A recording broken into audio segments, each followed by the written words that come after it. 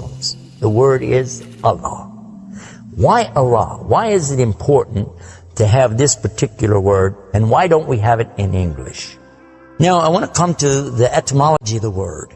It comes from the word ilah, and ilah means God. But God is defined as what? Anything that's worshipped, whether it be something you can see or you don't see, something you can touch or not touch, something that you can hear or not hear. A God could be anything. A God could be a rock, a stick, a stone, a bone. A God could be something that you could make with your hands. A God can be something you could use your imagination for. It could be a human being. A God could be anything. G-O-D, God, could be anything. But there is no word in English for Allah.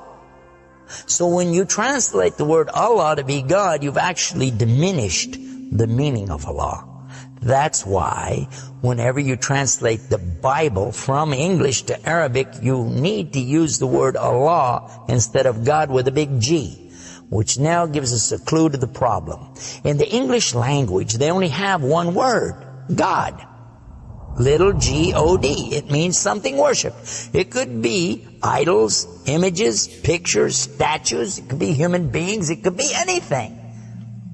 This is God's. Little G-O-D-S. But when you mean the God, you have to capitalize the G. You have to make a big G. Now, what happens if you're going to start the sentence with the word God? You have to make a big G anyway, don't you? So you wouldn't know if it was God, big God, or God, a little God, just any old God. You wouldn't know. Also, whenever you're speaking to someone, they can't see the letters. So when you say God, which God? What God are you talking about? In Arabic, though, it's clear. When you say ilah, okay, he's talking about a God. And Allah is an ilah. But he's also al-ilah, the only ilah. And when you say Allah, this firms it up. And there's no doubt in anybody's mind that you're talking about the one and only God. The word Allah in the Arabic language cannot be made plural. There can't be more than one. Okay, that perfectly fits the unique God of the believers, because there's not more than one. He's only one. There's no God beside God. Second point is this: it can't be made female or male. There's no gender to the word. In Arabic, all the words have gender. All words have gender. But this particular word is only having gender because of the Arabic language, not because Allah has gender. I'll give you an example. It always says like Allahu. This means Allah, He is. But when we say He, it's out of respect for Allah, because Allah is without gender, because He's not like His creation. Not male, not female. Additionally, we find that the examples in Quran, for instance, when Allah is talking about Himself, you'll find it says Nahnu. Nahnu means we. And Allah refers to Himself as Nahnu. He also says khalaqna. He says khalaqna. What does that mean? He's saying that we created. And throughout the Quran you find Allah referring to Himself as we, our, and us. And right away you're going to say, okay, if that's not plural, then what is? In fact, this is the royal we used by a king or a queen when they're giving decrees. We have it in English too, so you can understand. The king says, we decree the following, and he's talking about himself. It's the royal we. Now, I thought about this quite a bit, and I was trying to think, how could I give a better example?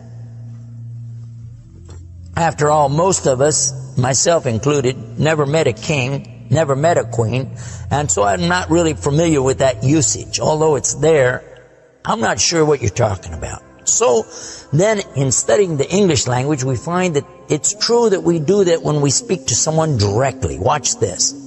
When I say, for instance, this cup. Okay. I would say, this is a cup. This is a cup of tea. I would say, this book is. I would say, those artifacts are. Those are. This is. These are. So I'm saying is and are. Did you catch this now? These things are. This is. Now when I speak to a human being, how do I do this? Well, I will say, you guys. All of you are. All of you are. A-R-E. But when I speak to somebody directly, do I say you is or you are? I will say you are. Why? Simply because this is the respect, honor, and dignity that I'm giving. There's no plural there. When I say to you, you are my friend. You are a lovely person. But why am I saying are? Why aren't I saying is? You is my friend. You is a lovely person. You'll say, man, this guy doesn't know English language.